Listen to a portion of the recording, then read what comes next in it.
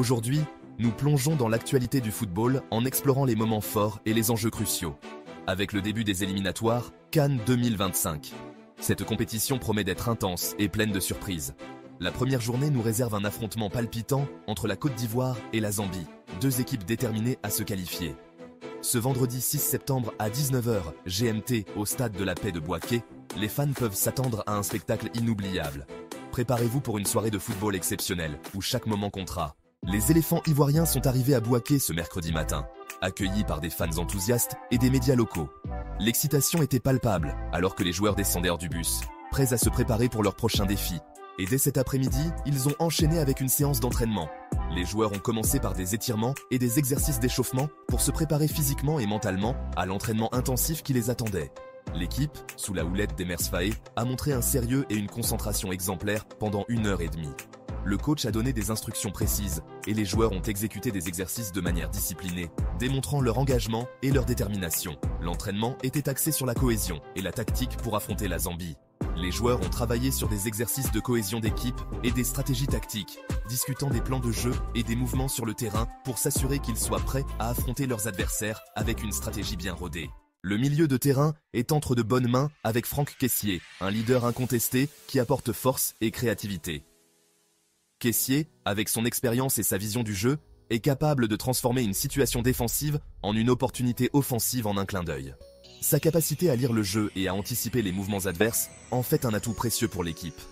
Il est non seulement un excellent récupérateur de ballon, mais aussi un passeur précis, capable de lancer des attaques rapides et efficaces. Et Jean-Michel Seri ajoutent leur solidité et vision du jeu.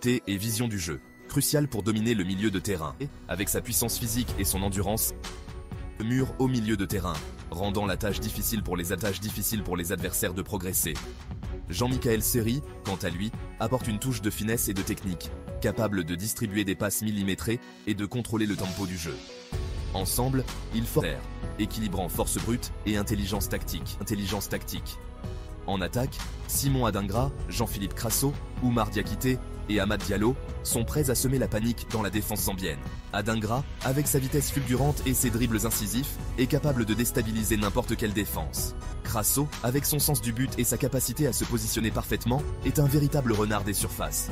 Diakité, avec sa puissance et sa précision, est une menace constante sur les coups de pied arrêtés. Diallo, avec sa créativité et son flair, peut créer des occasions de but à partir de rien. Leur complémentarité et leur dynamisme en font une ligne d'attaque redoutable. Leur vitesse et leur précision seront des atouts majeurs pour concrétiser les occasions. La capacité de ces attaquants à se déplacer rapidement et à tirer avec précision mettra une pression constante sur la défense adverse. Ils sont également capables de jouer en équipe, en combinant leurs forces pour créer des opportunités de but. Leur agilité et leur rapidité d'exécution seront cruciales pour exploiter les moindres failles dans la défense zambienne. En défense, Evan Ndika et Odilon Kosonu forment une paire robuste, capable de résister aux assauts des attaquants adverses tout en offrant des sorties de balles sécurisées. Ndika, avec sa stature imposante et son sens de l'anticipation, est un véritable pilier de la défense. Kosonu, avec sa vitesse et sa capacité à lire le jeu, est capable de neutraliser les attaquants les plus dangereux. Ensemble, ils forment une muraille difficile à franchir, assurant une couverture défensive solide tout en étant capables de relancer proprement le jeu. Leur coordination et leur communication sur le terrain sont essentielles pour maintenir la stabilité défensive de l'équipe.